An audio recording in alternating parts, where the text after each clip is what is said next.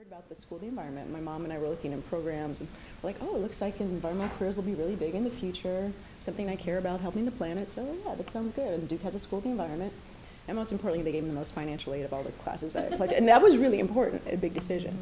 Also, I had family here, so my father went to North Carolina Central, so he has relatives in the area. My mom went to Johnson C. Smith, so she had, relatives everywhere. So yeah, there's a lot of connection there.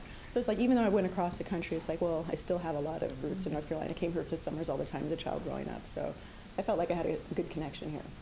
So let's see if okay, yeah. So when I graduated in '98, they said, okay, it's an environmental degree, likely career paths. You can be a consultant, you can work for a nonprofit, or NGO, can work for the government, or a lobbyist. And I was like, ooh, I don't know if I like these choices. It's like, I don't like any of these choices. So I was thinking, oh, government, definitely not that, because I'm thinking DC and all the craziness there. I was like, oh, maybe I could work for the EPA, maybe I could be a consultant. I stayed around for a little while after graduation. Graduation. So this is back in May of '98. So that's my graduation picture. My dad took this picture. He did a great job. So back then they had cameras that didn't have screens, so you didn't know if the picture was good or not. So I mean, this is amazing. This is film cameras. Like, hope you got it. So yeah.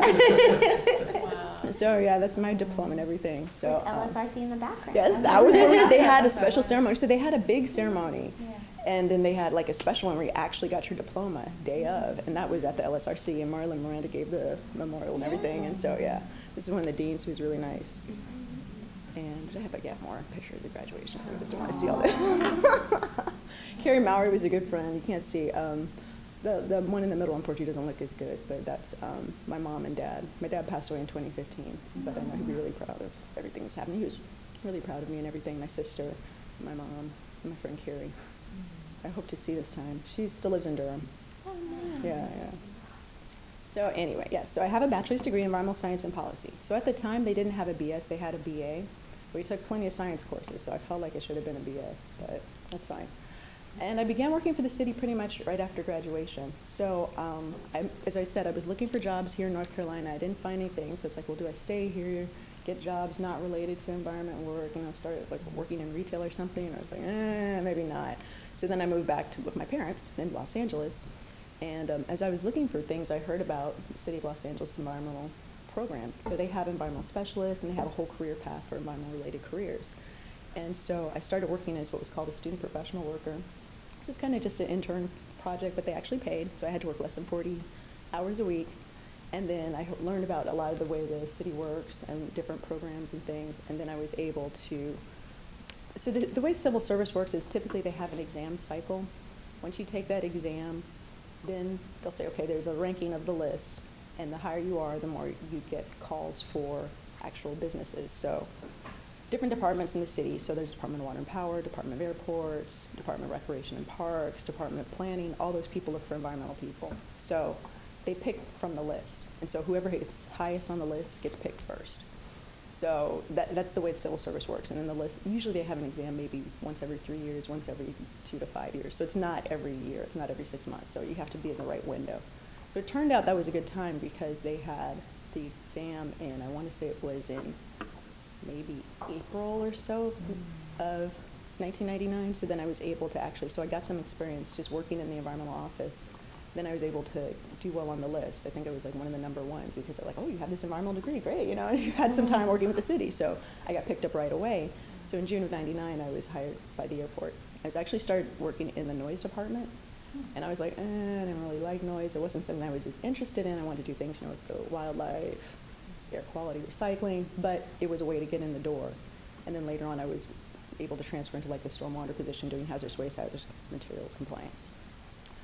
While I was working for the city, I actually also, they had a tuition reimbursement program. So I went to school in the evenings and I got my master's at Cal State Northridge. Wow. So it's, yeah. Just in the evenings. Because I took classes as, Cal State Northridge is in the valley. It sits in San Fernando Valley. It's a little ways away from LAX. It's actually a really hard commute up the 405 North. So I don't know if you've heard, but the 405 and the 10 have like some of the worst traffic. So that was a hard commute. But I tried to put my classes back to back, so I'd have one class from 4 to 7, and another one from, I think it was 5 to 7, and another one from 7 to 9. So then I'd have those 2 classes, so I'd just do that once a week, but that was like a long day. But my job was flexible. It was really nice. They wanted me to get my degree and everything, so I was able to come to work earlier, and so I was able to work a slightly shorter day. So I would work, I think it was from 6 to 3, then get on the road at 3, and then get to or 6 to 4 and get on the road in time to get to class. So yeah, it was a struggle. It was a struggle, no doubt about it. It was hard. I took junior classes at junior colleges as long as I could, local ones near area, but at some point I had to go to the university. I chose Cal State Northridge as opposed to UCLA because UCLA had a program during the day. It's like, well, I can't work and go to school at the same time, so Cal State Northridge had a program, environmental occupational health, slightly different because it's more on the public health focus as well as ergonomics and things like that. And but it was a good program because they had a lot of different classes related to water quality, stormwater, air quality, and things. And the one disadvantage I had, even though it's great to have an environmental degree from Duke, the laws in California are very different. So it was nice to kind of get that perspective on some of those classes, even though it's like, oh, I know about water and air, but the laws and regulations were different in Los Angeles. So that worked out really well. Yeah, so I got my master's degree in 2015. Sorry, 2005. 2005. And then eventually I got promoted to environmental supervisor in November of 2008. And I worked for 3 different city departments, as I mentioned, the Environmental Affairs Department when I first began, Department of Airports. I left and went to the Department of Water and Power, and then I came back to the Department of Airports in 2013. So the work at the beginning was things like being on environmental information hotlines, noise, as I mentioned, hazardous substance compliance. I did a lot at the time, the first time I was at the airport was hazardous substance compliance.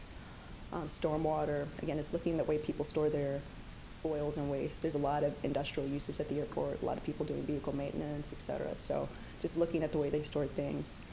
And then I worked some, when I went to the Department of Water and Power, initially working on, you might have heard of NEPA, National Environmental Policy Act. We have something similar in California, but it's called CEQA, California Environmental Quality Act. So I did some work with that, with planning different projects for DWP, air quality issues, cultural resources issues, biological resources, and now I'm doing sustainability, which is kind of a combination of several things. So yeah, for my specific degree or position, the entry level, you need to have a bachelor's degree with at least 12 college level science courses. And there's actually a webpage if anyone's interested in moving to Los Angeles and working in the environmental field, you can connect that way. What's an important skill is communication. So being able to speak as well as write. I think Duke does a lot of that. They prepare you with doing presentations and group presentations and working with groups. And so that's very important, but be able to speak and be able to write is very important. Your manager's always going to appreciate a clear and concise summary of what's going on, and also be able to communicate eventually with your employees. They need to be able to understand what's going on. And if you have, I don't know what grades or what years are you? I'm a senior. Senior, okay, okay, yeah. Have you had a chance to work internships and things like that? No, I switched to environmental science as my major like sophomore year. So yeah, but I'm not looking yet. to do so like after graduation. I was lucky in that I did have, I started networking. My network was through members of my church, but there was someone who worked at Waste Management, and that was actually a recycling firm that deals with landfills and things. So I was able to intern there in the summer and actually got some real hands-on experience. It wasn't paid. I think it was actually a little bit paid. And I was able to get some good experience that way. And then I was able to work at Hughes Aircraft in their laboratory. So I got a good bit of experience in doing some environmental compliance for them. So it actually worked out really well. But if you can try and get internships, even if they're unpaid, but working in that field, you can see if it's actually something you want to do, and then as well as you get good experience. And so that's another thing that I did well on the exam, because I could say, oh yes, I have this experience of doing these things. And people say, oh, that's great, you have all this wonderful experience. So if you can, try and do that. And when I said network, it worked for me to have the church, but here, if you're here in North Carolina, you have a wonderful network set up with Duke, so please take advantage of it. Yes? Erica, I just wanted to follow up on that, because I think when people think about networking, they think about professional only. And I really appreciate your point. I have a research background in social network analysis, and there's the theory of weak ties, right? So it's not your immediate contacts, but it's your contacts' contacts who really tend to be the ones who are fruitful in your job search. And so, and this is a great point. People are always uncomfortable, well, I don't want to ask this family friend or things like that, but these are people who actually care about you. And your point about a common interest, church or elsewhere, is a really valuable one, so thank you for that point. Yeah, for sure. That's what worked for me. All these things, yeah. So now I just have pictures to show you, so this is LAX. Wow.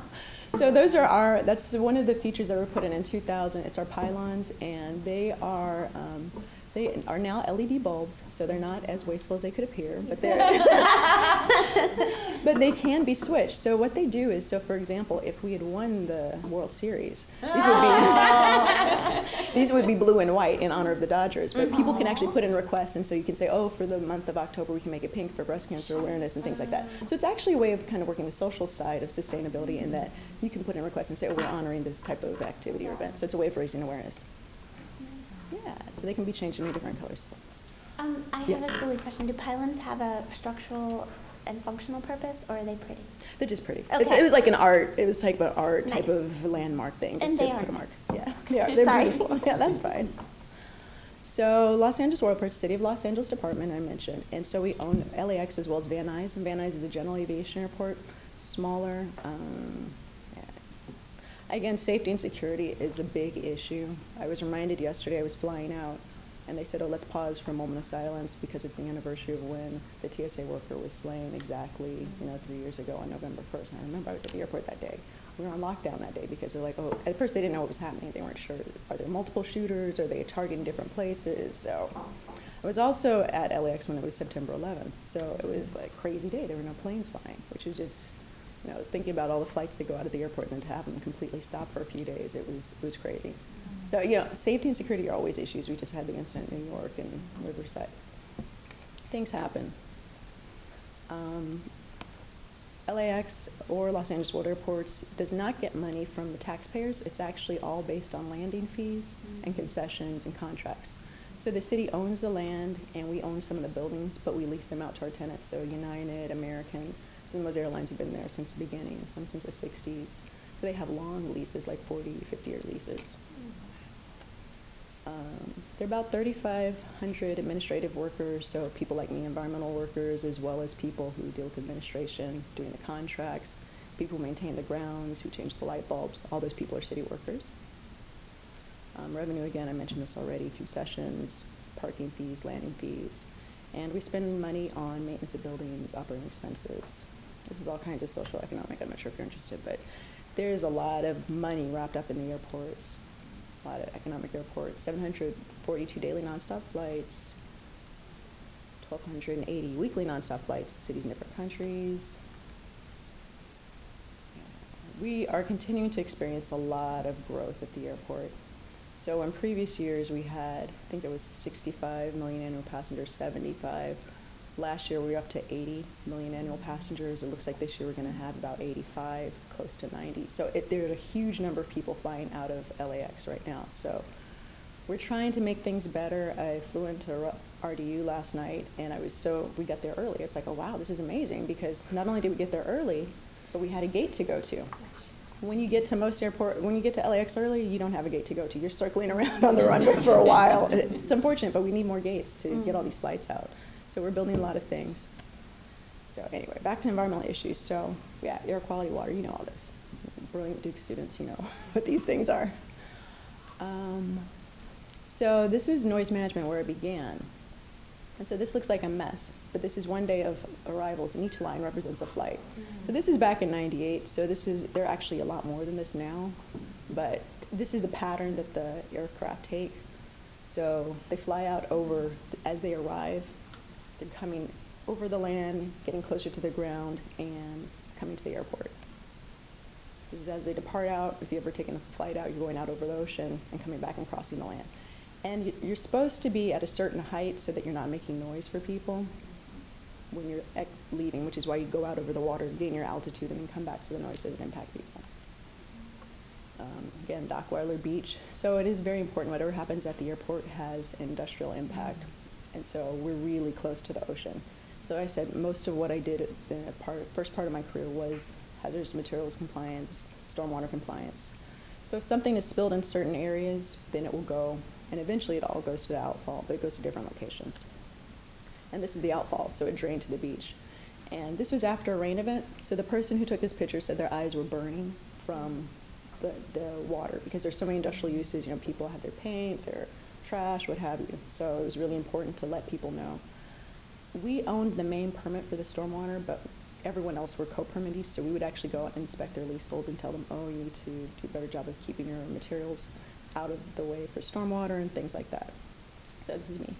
A lot of pictures of me in this, sorry, but that's the storm drain. This is back probably like 2005. So this is out on the airfield. You can see the plane. You can see me, but you can't see what I'm looking at. But this is what I was looking at. So yeah, I mean, that's minor compared to what can be out there. But anything you think about it, so that's like plastic from on one of those cargo containers, that, you know, trash, people just throw out their lunch. You're not supposed to do that because you could attract wildlife and all kinds of things. But there's a lot to be seen out there. This is me inspecting airlines. This is a GPS unit in my hand. This is more kind of a pose picture, but I actually did do inspections. So those are, by the terminals, people had a lot of materials that they stored. So this is just 55-gallon drums with hazardous materials. And so some of the things I was looking at, or if there's stains on the ground, you know something's spilled. Bless you. Sure. If you know there's stains on the ground, you know something was spilled, and so that could have an impact when it rains. That oil can then go into the storm drain system. Uncovered oil drainage, well, if it rains, or if it tips over, it's going to go on the ground.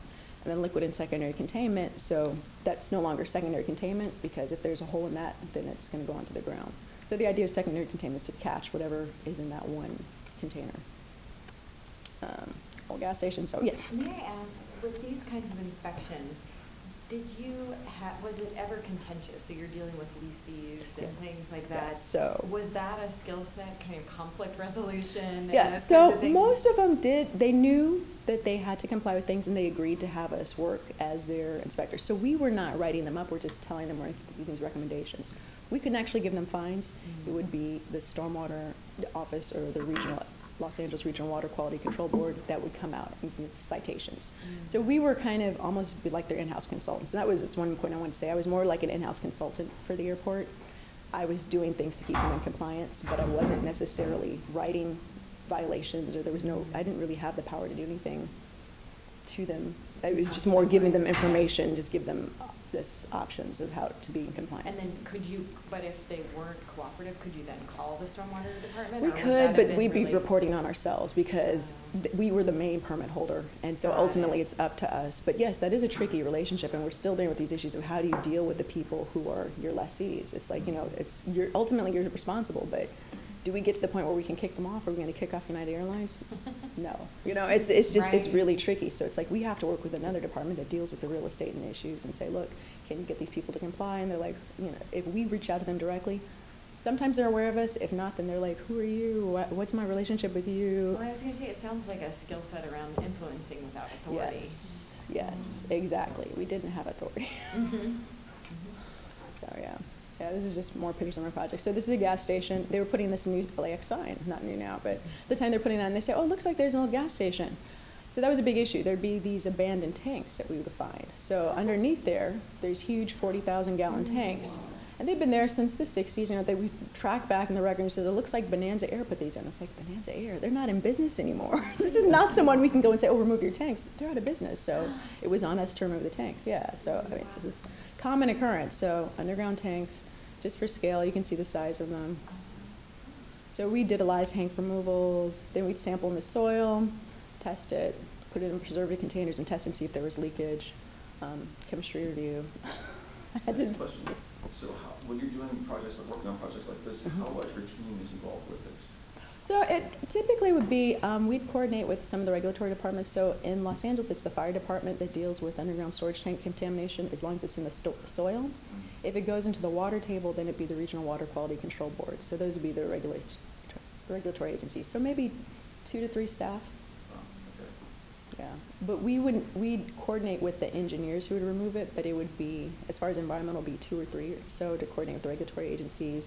The regulatory agencies would coordinate with us, as well as with the engineers who would be removing the tanks and things like that. That reminds me of going back to what I was talking about earlier and having talked to some of the students about their master's projects. When they're working with client-based master's projects, they say that some of the outside of learning technical skills, there's also learning how to deal with different stakeholders. Yes.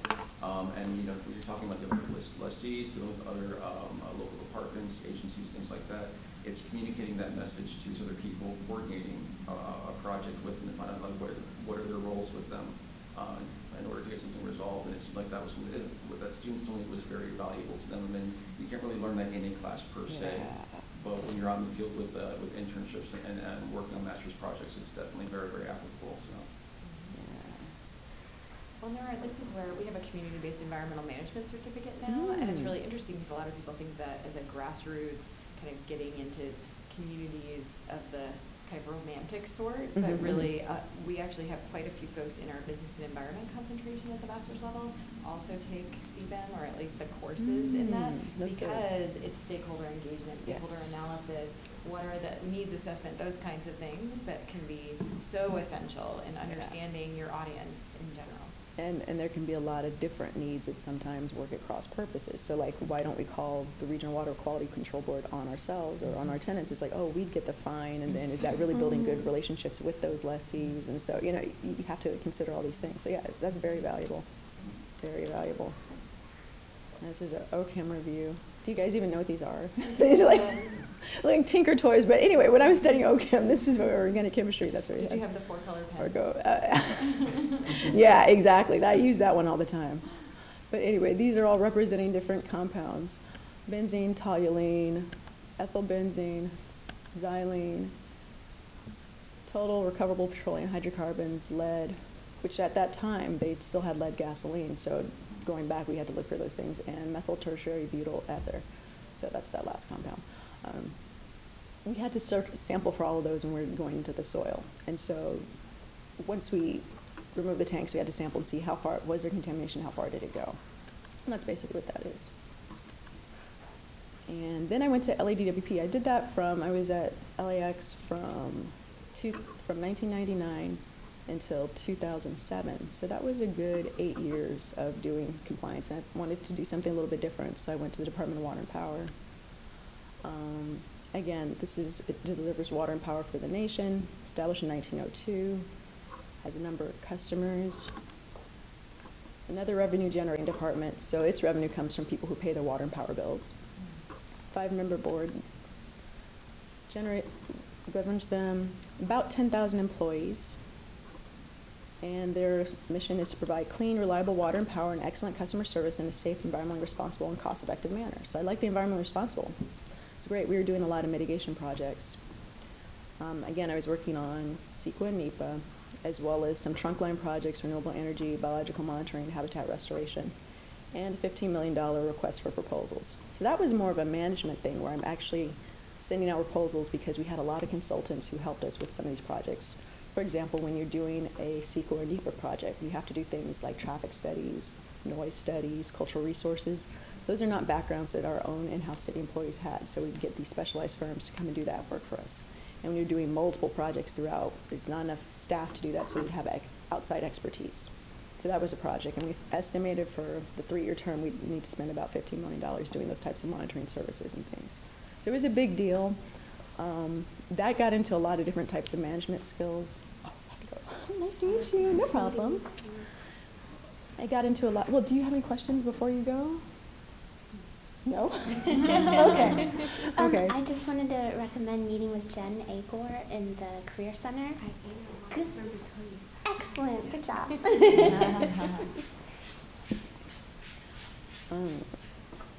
Yeah, just it was a different administrative process. And so when we made our decision to award to 4 contractors, I think we had the option of doing 5 contractors for $3 million each, or 3 contractors for $5 million each.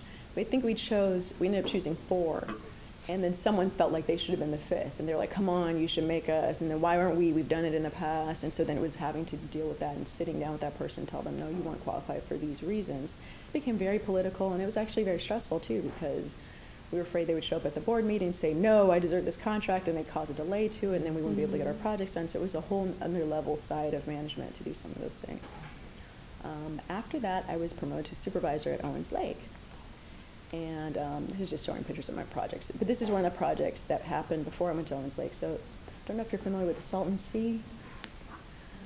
This is where it is. So I had a project where I was working in Niland. There was land that was bought up by the Department of Water and Power for renewable energy development.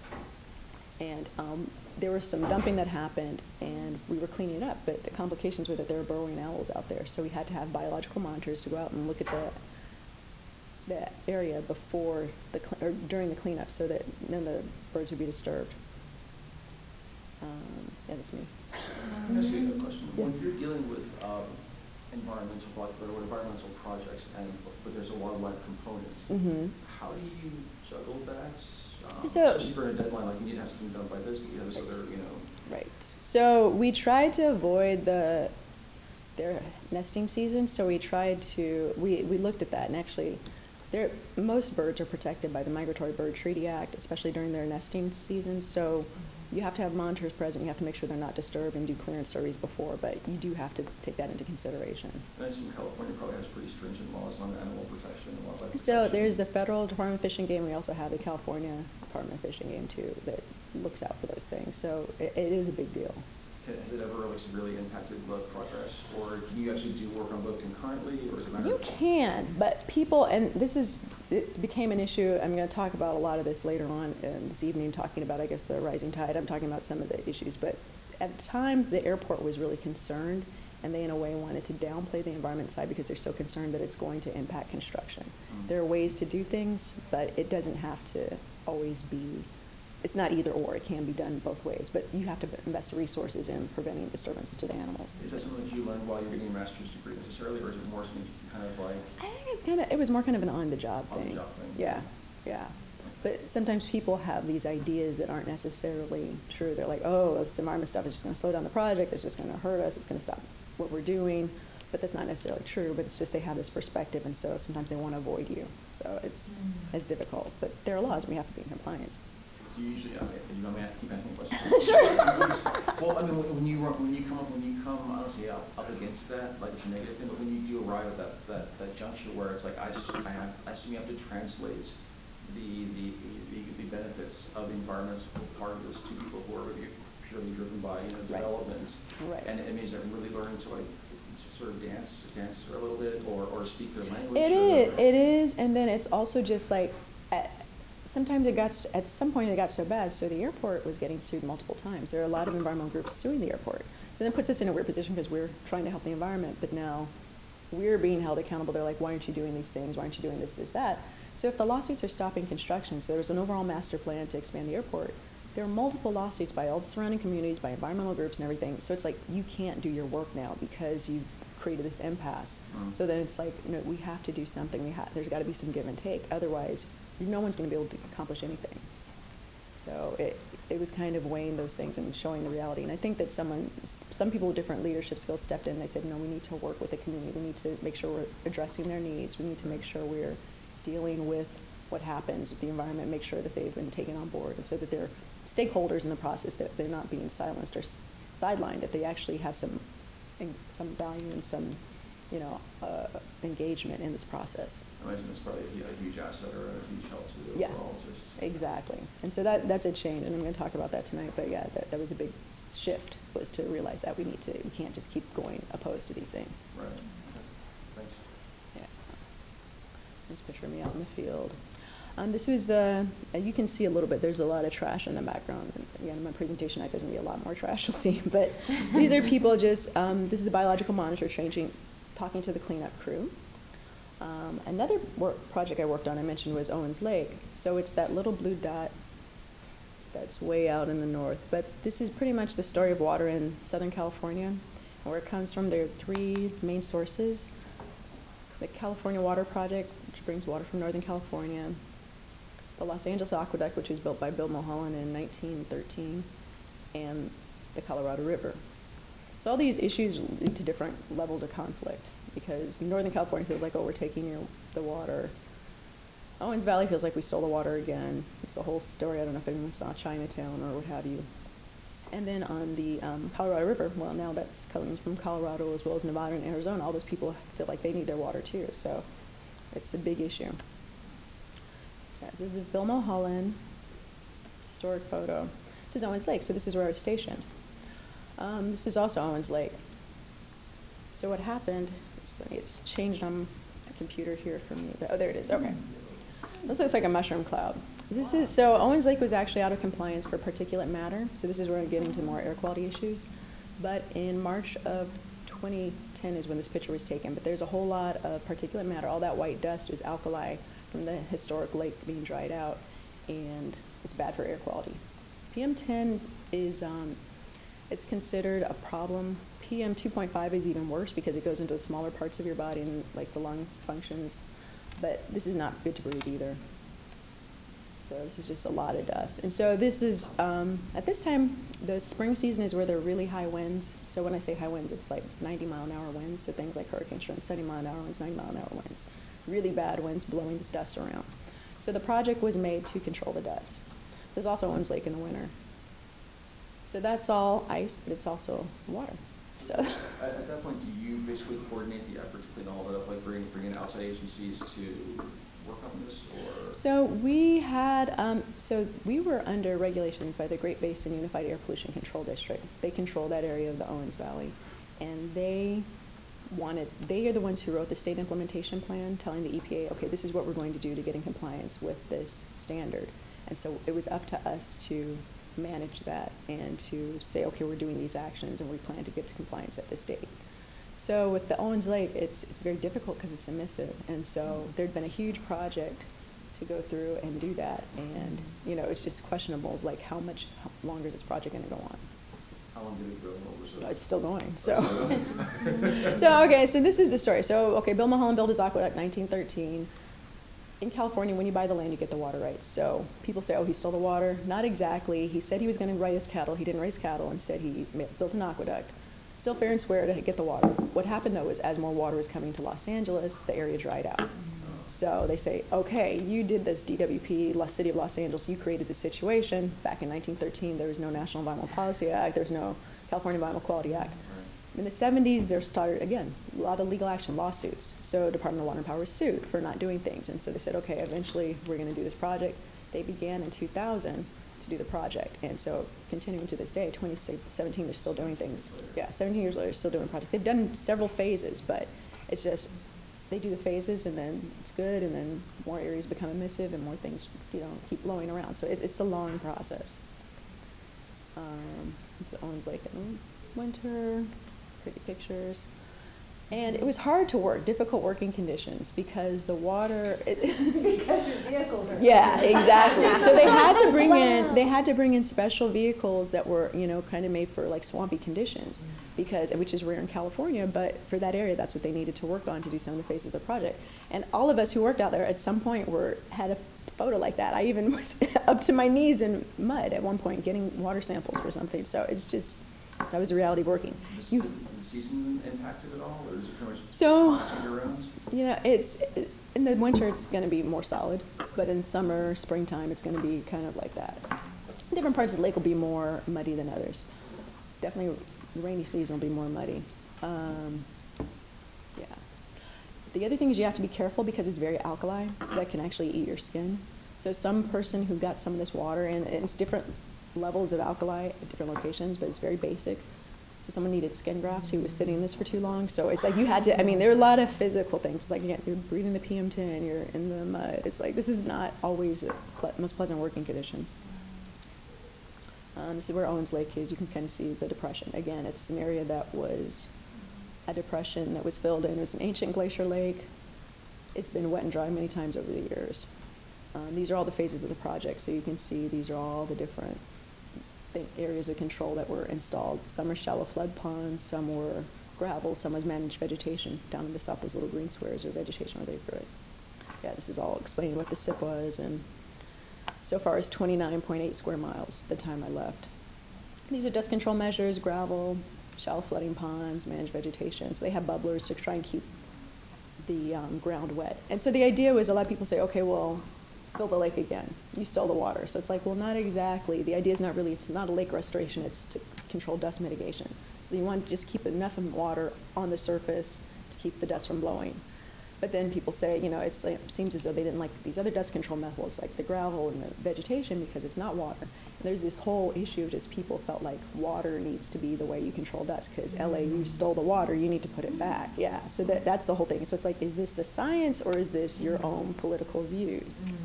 So, this is an article. So this is some of the staff that work there. That's me. And there was an article that was done in 2009 on us. And so the team pretty much was working on, this is the engineering, administrative, and environmental team. And so my team worked at the ground. So we're actually looking at the salt crust and things. So that's me and my employees. And we got to have helicopter rides sometimes to see the different sources of the lake. So that's me in the helicopter. And this is the air equipment we actually set out to look at things. And so we would see. And so the theory was you couldn't see PM10 directly, but you would have particles. Like, the theory was how much sand was moving, because once the sand was moving around, it would go out and erode the soil crust, and that's when the PM10 would get airborne. So these things were actually measuring how much sand movement there was. And there's a whole network of them out throughout the lake.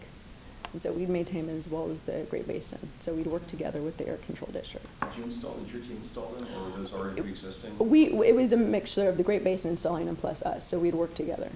And they had another consultant there previously. There was Air Sciences was a consultant, and then they brought more in-house people on, and so we were part of the in-house team that did things, and we coordinated with the consultant as well as with the Great Basin Unified Air Pollution Control District. They also had hazardous waste issues, so some things to my previous background, looking at things, just making sure they stored things properly. They also had endangered species, so the western snowy plover, and this had to be protected during its nesting season. This is this little nest, and that's a baby chick. So that's the question. I hate Yeah. that person in the crowd, but bringing water back, this is a huge area, and I imagine a huge ecosystem. Yes. So if you do bring the water back in theoretically, or you do a large change to this area, does it affect the wildlife? Is there wildlife that Right. threatens? So there's wildlife. So this is one of the endangered species. There's a lot of wildlife that do stop over and use that land, and so it's saline. But there are, I guess, kind of creatures that live in that the birds can eat, kind of like worms and things that they will actually eat. Our brine flies is actually what they're called, and so it's like the larva of the brine flies is a popular snack for these birds. So there's a huge amount, but people say they just happen to be using it. We could actually do it, and what they're doing right now is reworking it. We could use less water, but actually make the areas better, specifically for wildlife, instead of just having it for wildlife, and they happen to use it, let's make it especially tailored for them. Use less water and actually make better use of it. So that's what they're doing right now, is they're reworking the Owens Lake project to do more of that. Yeah. And archaeological work, and I'll get more into that tonight, but a lot of that was going on. As the project happened, you had to comply with all these different parts of CEQA, and one is making sure that the cultural and archaeological resources were maintained. Then return back to LAX. This is LAX from above. You can see a lot. Very developed area. So when we're talking about doing construction projects and things, we don't have a lot of space to move out. You can just see we're surrounded by development. A lot of different pictures representing sustainability. And we actually have a vision plan related to sustainability. Gold standard airports delivered, and they want to demonstrate commitment to our commitment to economic region, increase small local business participation, look at our current environmental initiatives as well as do more, and have a corporate social responsibility program. These are the goals that we're working on right now. So oh yeah. I'm sorry, when you say corporate social responsibility program, would this be with your leasees, or is so it's a lot of this is looking outward towards helping local communities. So we know that the communities get impacted by traffic, they're getting impacted by noise, potentially by pollution, though, that hasn't been proven, but what is the benefit we can give to people? So it's like we want to make sure they have access to jobs. So a lot of money is coming through the airport, so we're making sure they have access to jobs, that they're getting good training, that they're aware of these opportunities, that they're benefiting from some of this.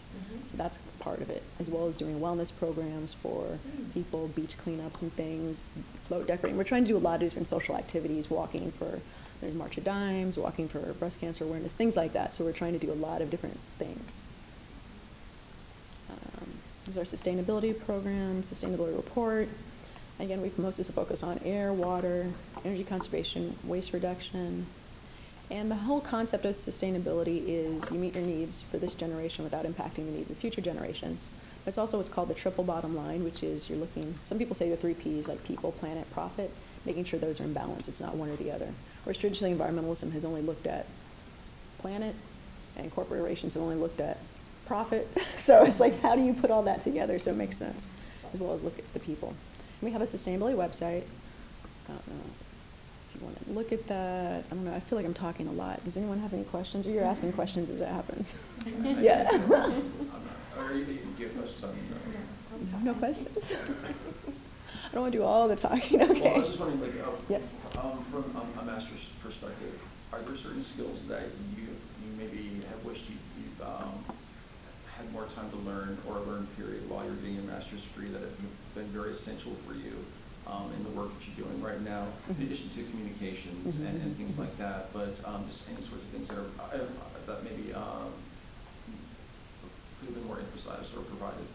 I think you mentioned this earlier, is like being able to speak the language of some of these other development groups. So I was lucky in that my program had us take kind of like a business side of how the environmental works with the business side, but it's understanding the whole thing of like the concept of what is a line part of the organization versus what is staff.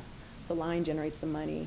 Typically the environmental people are in the staff, so we're doing things that support the organization, but we're not actually generating revenue. So it's like understanding the way power works and things like that, and a lot of these different economic models. I think that's very useful in terms of talking to business people, because at the end of the day, they understand profit and things. So I think that's something I was able to take in my master's degree, but I think it's a very essential class to have. And you work in a coastal area. Is that something that's very yes. important with, as opposed to working, in the Midwest or what have you? What kinds of classes do you think might be better suited for maybe, preparing for working in that sort of region?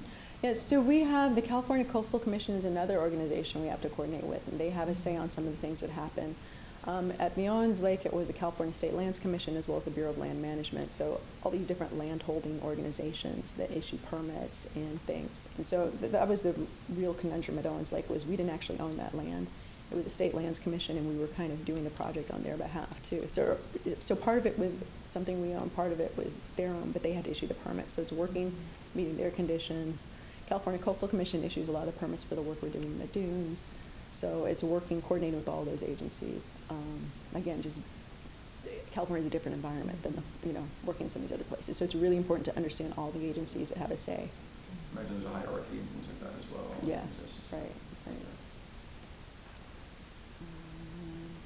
Yeah, this city of LA, so Mayor Garcetti is actually really forward thinking in terms of sustainability.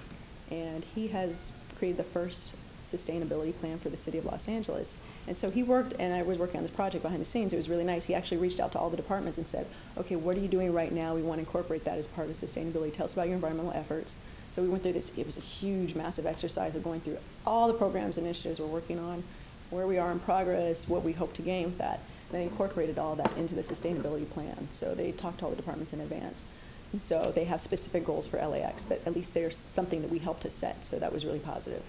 Do you often bring in interns or offer internships? Yes, we do. Yeah, and again, that goes to social responsibility. We have a whole internship program where we have, sometimes they're paid, sometimes they're unpaid, but the idea is people get to work, and it's local people interested in these environmental issues and things.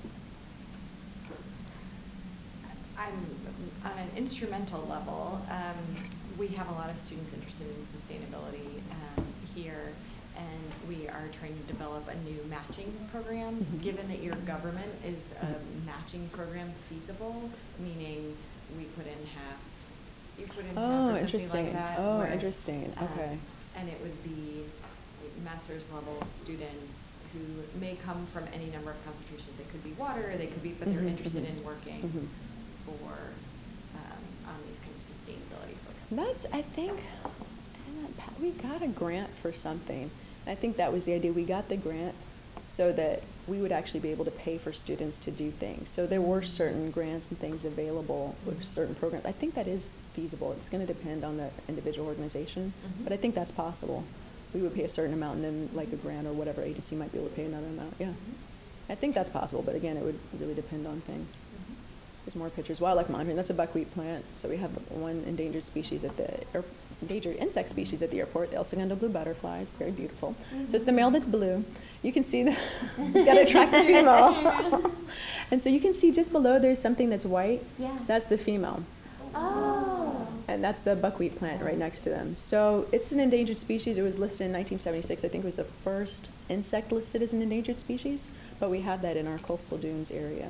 Did your team identify that, or did the city of Blyther? It was. Or was it a different agency completely? I don't know who specifically identified it.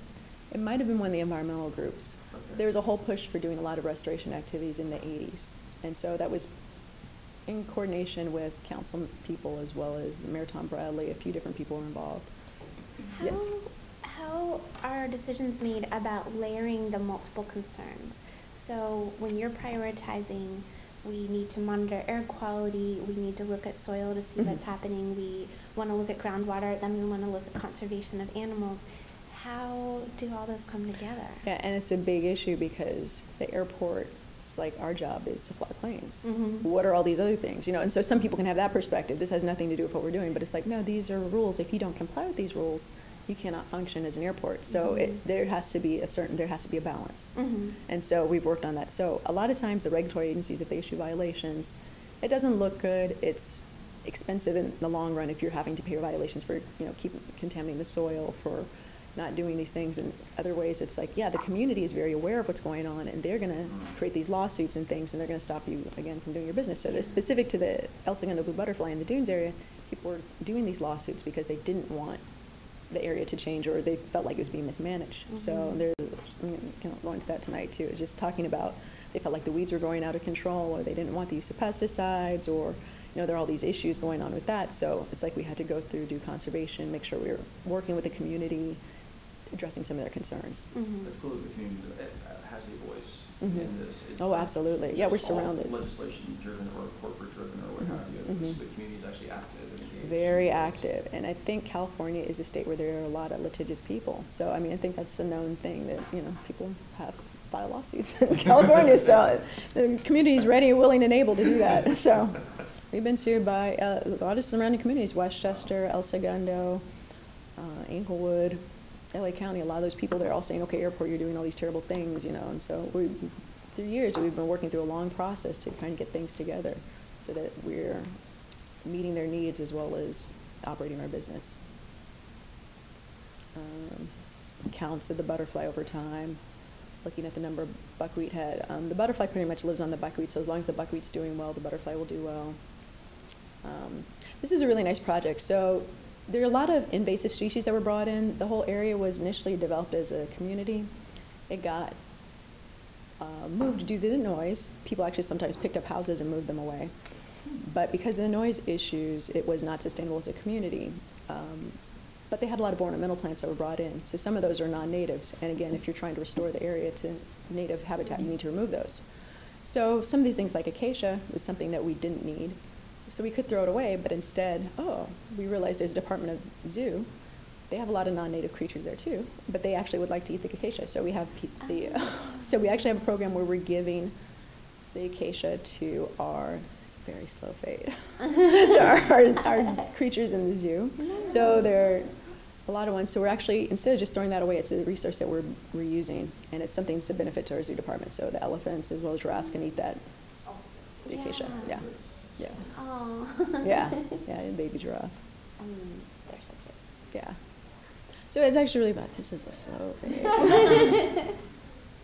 And we actually work with the local universities. So their engineering and science students actually come out and do evaluations of, in this case it was the elevation surveys. Other groups are doing things. So some people are native plant societies come out and they do plantings or seed harvest collection. Boy Scouts do projects. A lot of different things going on, air quality issues. This is a really exciting project that happened last year. We're having, United Airlines is doing biofuel. So they have, instead of using regular diesel fuel, they have a mix that's 70% regular fuel along with 30% biodiesel. And so that is actually lowering carbon emissions as well as being more renewable. And it's providing local jobs in Paramount, California, which is about 26 miles away from the airport. So that's a really exciting partnership. Solid waste reduction initiatives. We do a lot of recycling, so paper, plastic bottles, newsprint, a lot of the things that come through on cargo containers. Food donation program. This is kind of going back into social responsibility. So people who operate in the terminals, like HMS Host or Hudson Group, they sell those ready-to-go meals and things. They have an expiration date on them, and there's this whole thing about expiration dates. Sometimes that doesn't really mean what you think it means, but the expiration dates, the food can be eaten and it's good until that point. So we've worked with the Harvest Food Donation Program. They actually will collect things, put it in cold containers, and distribute it to local people. So it's other groups like church groups, like a few different veterans associations, et cetera, can eat that food, different food banks. And so we've worked with that program. And since 2012, we've had about 3,970 slides. There's a timing on the slide that didn't have, but about 195,000 pounds have gone to these different charities and things. And that's all food that would have been thrown away, and it's meals that have been provided to these needy organizations. And recycling. There's a video clip which I'll need to show you, but we're doing a lot of modernization at the airport. I was just going to go into different modernization projects. I feel like I'm talking way too much. Is this good or is this? Yeah, we're just doing just a time check. We're Okay. Okay. Yeah. Any questions or? So you started working there in 1998, you said? Yes. Yeah. So were they recycling back then? Yeah. They were. Yeah. California's always been strong on recycling. Yeah. Okay. In the 80s, yeah, for sure. Starting even in the 80s, and I remember, yeah. And I guess one just general question, and I mean, to sound naive with this, but I mean, sustainability as a concept. When did that really sort of, I guess, catch on necessarily for LAX or? I'd say in 2007, that's when we had our sustainability plan, and it became this huge thing. So again, the community says, what's going on at the airport? The whole issue is we're planning to grow. And they say, we don't like what you're doing right now. If you grow, you're just going to be more of the same. It's going to be awful. You shouldn't even be able to drive to the airport. You should just be taking buses, this and this and that. And so there's a whole greening LAX motion that was made by council member Bill Rosendahl and seconded by Eric Garcetti, who is now our mayor. So he has always had this perspective on sustainability. To manage that, we said, okay, we're going to launch a sustainability plan, and it's something that a lot of the airport and aviation organizations have done is look at sustainability. So we're pretty much, at the time, we were on the leading edge. We've kind of fallen back, but we're trying to come back as to one of the main airports that's doing things. This is a talk I have later on, I think tomorrow. It's talking about how aviation views sustainability. But yes, exactly. So there's the That's what Adrian's in. Sorry. So you'll see her again? Yeah. Okay, good, Yeah. wonderful. So it's all about the way the airports view sustainability, because they know, okay, yeah, we have these impacts, but we have the opportunity to also do a lot of these positive things. I mean, that's people say, okay, you're going to be, completely electric. Well, the airplanes are not going to be completely electric, not for many, many years to come. So we're going to continue to use diesel fuel. How people get to the airport, a lot of traffic, a lot of congestion. So what are the ways we can do things to make it easier? Some of the modernization projects, which I was going to talk about, we are going to have trains, a connection to the metro system. The metro is new to Los Angeles in general, but we're going to have a train coming. We're trying to get ready for the 2024 Olympics. We're not going to get the 2024 Olympics, but we're going to be ready anyway. So everyone's going to enjoy the benefits of having the connection to the train. We're going to have an airport people mover. We're going to have a consolidated car rental facility. So what happens right now at LAX is there are a lot of car shuttles that drive around. So each shuttle company, Hertz, National, all of them will have shuttles going around every hour, or not even every hour, multiple times, like 15-minute intervals. That's creating a lot of congestion. So they're all going to be located in one facility that's in the Conrack, and the shuttle will go, the airport people mover as well, the shuttle will go there, and so people can take that instead of having all those multiple shuttles going around. So it's going to clear up a lot of congestion. Definitely, definitely. Well, we're right at 10 o'clock. I know tomorrow. No, I just wanted to say thank you so much. Sure, I know you've got sure. lots of things coming. Yeah. Sure. Excited to have you engage with the students in various ways. Yeah, and thank you so It's great much. to see you. I'm guessing I took Orgo when I was a junior rather than a sophomore, so maybe we were in class together. Maybe. But it was great, and this is Yeah. fascinating. I don't know about you, but when I think about LA, I think about smog Right, and so, yeah. pollution, and it's Yeah. really nice hearing about the sustainability side of that. I need to be able to say that in my line of work. So thank you so much, Erica. Yeah, of course. Thank you so Very much. And thank you for your attention and being here. I'm happy to be here and share. And yeah, I don't want to talk too much, so please feel free to ask questions and step in. Great. Thank you. Thank you. Yeah, no problem.